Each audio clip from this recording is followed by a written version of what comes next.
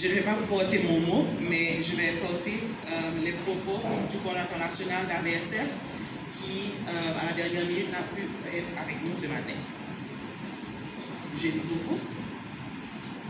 Monsieur le ministre de l'Agriculture, des Ressources naturelles et du Développement rural, Monsieur le directeur du ministère de l'Agriculture, des Ressources naturelles et du Développement rural, Monsieur le coordinateur national de l'INCA, Madame la représentante d'Affaires mondiales Canada, Monsieur, Madame la représentante du Bureau de coopération suisse en Haïti, Mesdames, Messieurs les représentants des partenaires techniques et financiers, Mesdames, Messieurs les cadres du ministère de l'Agriculture, des Ressources naturelles et du Développement rural, honorables participants, Mesdames, Messieurs, c'est avec plaisir que je prends part, à titre de coordinateur national d'AVSF en Haïti, à l'atelier de restitution du cadre stratégique pour le développement et la gouvernance de la chaîne de valeur cacao en Haïti.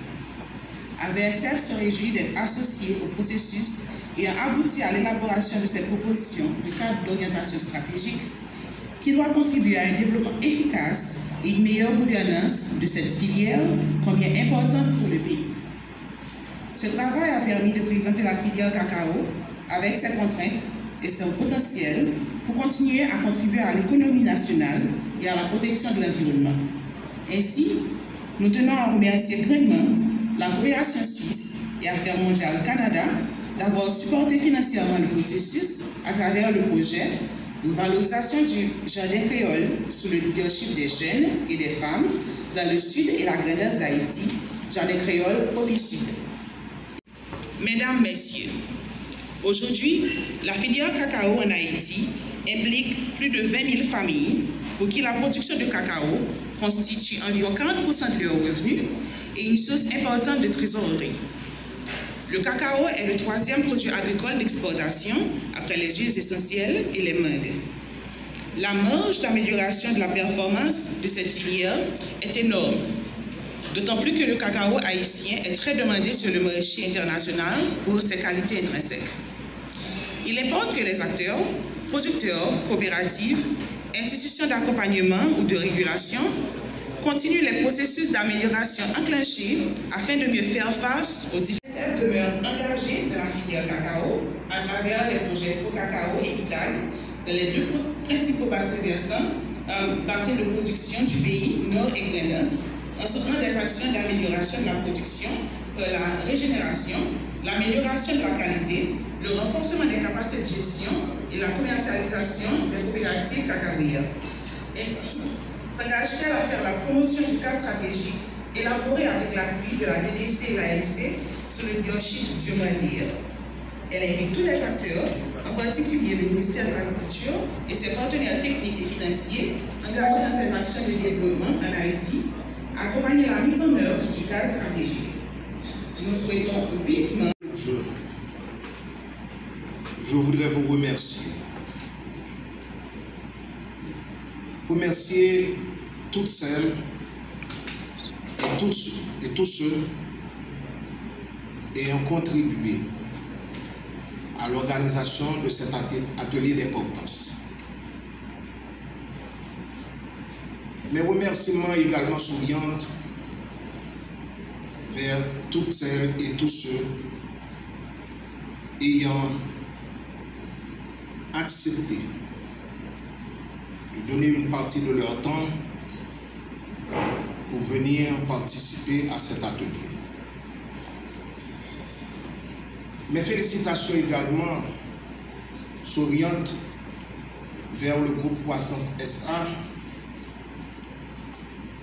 qui, bien entendu, se passe de présentation et qui pendant longtemps, très longtemps, émet des idées tout à fait pertinentes sur le développement économique national, cadre stratégique pour le développement et la gouvernance de la filière cacao. Je m'en voudrais de ne pas marquer à l'encre forte les efforts de tous les partenaires, en particulier les agronomes, vétérinaires sans frontières. Après ça, on a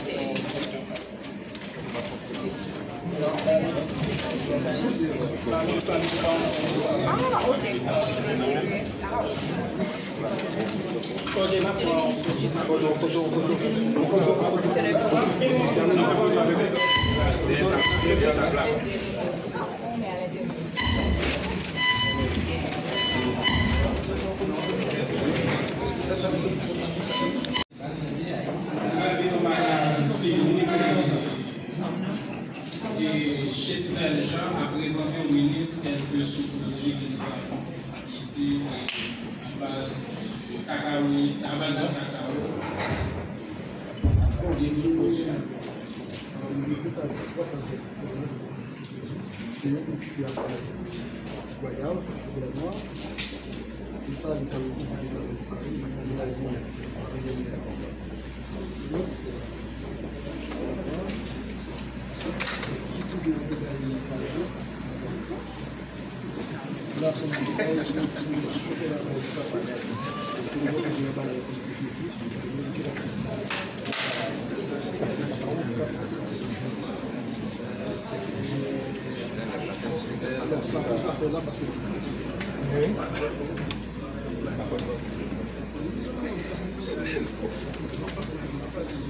Même ministre, et ça c'est deux partenaires qui étaient disponibles, mais nous gagnons une grande quantité de chocolaterie, unité de transformation de produits et à base du cacao à travers le pays.